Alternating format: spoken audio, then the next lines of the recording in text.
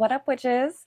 For part 27 of my Neurospicy collection, I'm going to be answering this question on how do I deal with my meltdowns.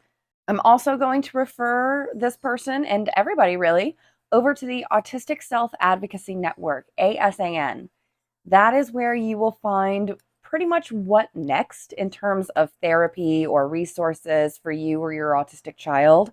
I'm going to be making a different video on ABA therapy. For me personally, my meltdowns look a lot like toddler tantrums. I have to scream, so I scream into a pillow when I can. I have to punch and kick. So when I was younger, I had a punching bag. Now I punch and kick pillows or my bed or something soft. For my child, he likes to scream too. So we tell him that he can scream outside. That's an outside voice. So if your autism has you melting down frequently, it's important to figure out what your triggers are and how to either avoid them or address them.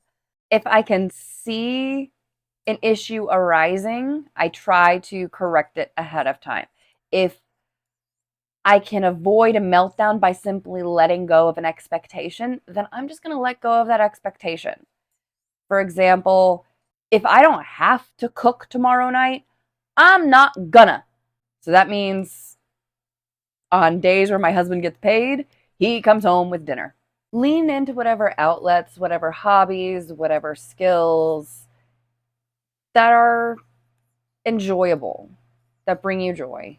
That's why you always see me knitting or crocheting in these videos, because they help organize my thoughts. They help me feel grounded in what I'm doing.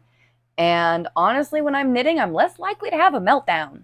So if you are participating in behaviors that reduce the opportunity to stim, you are more likely to experience a meltdown. Give yourself and your child the opportunity to stim as much as possible.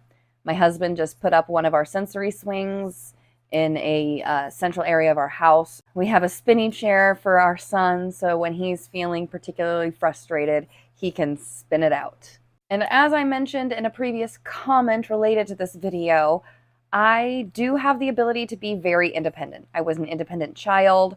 I like to think I'm a pretty independent adult. I have held down careers for many years. I worked as a bank teller for 4 years. I worked at a college for 4 years. But I experience burnout very quickly when I hyper mask or I'm hyper independent. Being able to lean into my village is my support system. Being able to talk to my therapist is my support system. Being able to get prescribed my stimulant medication and my antidepressant, that is my support system.